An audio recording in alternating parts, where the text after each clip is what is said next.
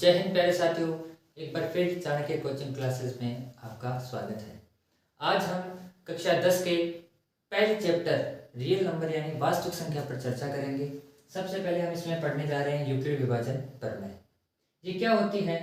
ये विभाजन प्रमेय जो है कि यूनानी गणितज्ञ थे, उन्होंने ये प्रमेय दी थी। ठीक है, तो आइए हम बात करते हैं। हमारे पास ए और बी दो धनात्मक पूर्णांक है।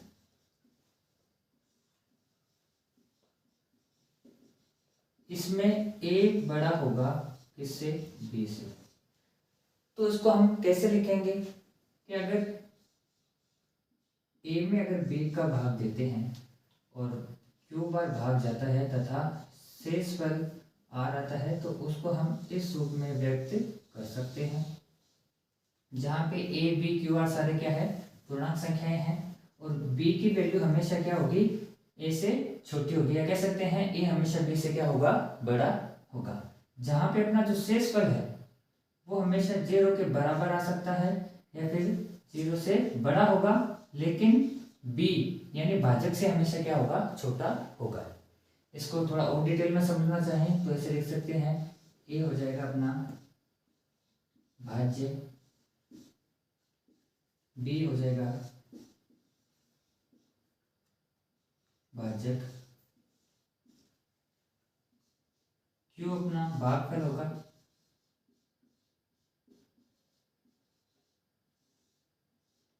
और r हो जाएगा शेषफल।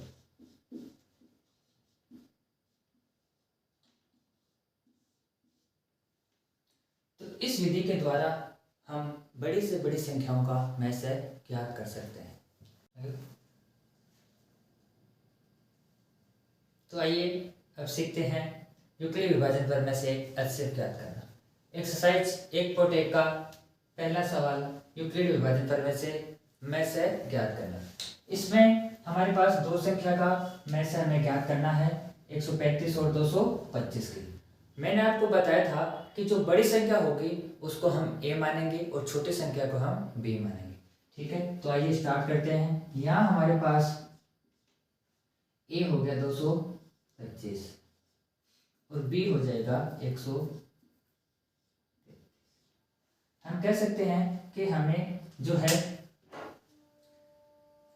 b का भाग देना है a में, तो 225 में हम 135 का भाग एक बार भाग जाएगा, 135 लिखा हमने यहाँ पे, 0 और ये आ गया 90।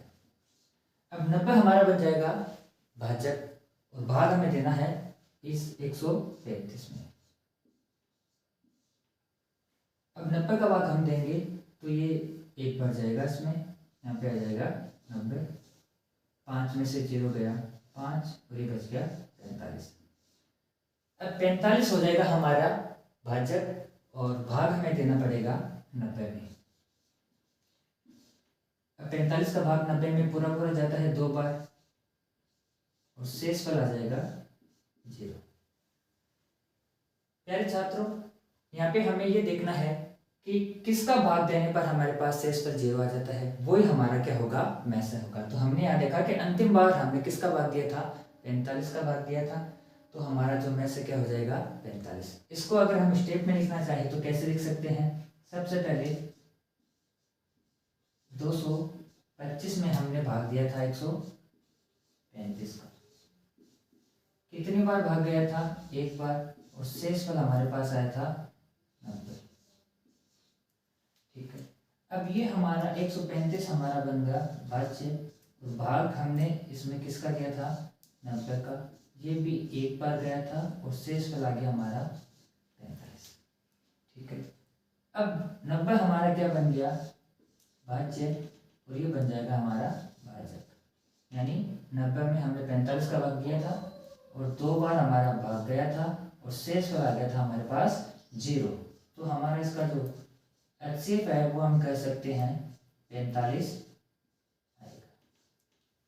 यानी 135 और 225 का HCF कितना आ जाएगा? 45 आ जाएगा। अब चलते हैं नेक्स्ट क्वेश्चन की तरफ। यहाँ हमारे पास थोड़ी बड़ी संख्या आ चुकी है, 196 और 38,220 का हमें मैसे ज्ञात करना है। ठीक है, तो हमारा यहाँ पे ए हो जाएगा 38,220 और बी की वैल्यू हो जाएगी 196। बड़ी संख्या को हमेशा ए मानना है और छोटी वाली संख्या बी होगी। तो हम क्या करेंगे, 38,220 में 196 का भाग देंगे।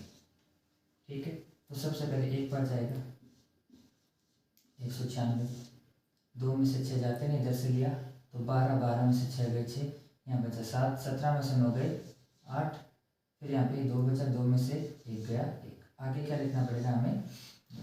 ठीक है, तो अब 196 का हमें पारा हम गुणा करके निकाल सकते हैं। तो 9 बार इसमें भाग जाएगा, तो हम इसको 9 से गुणा कर सकते हैं। 54 हासिल की 5, 9 को 9 से गुणा किया 81, 81 और 5 86 हासिल की 8, 9 एकम 9, 9 8 17। तो हम कह सकते हैं कि 196 का पारा जब हम 9 बार बोलेंगे तो हमारे पास आएगा 1764।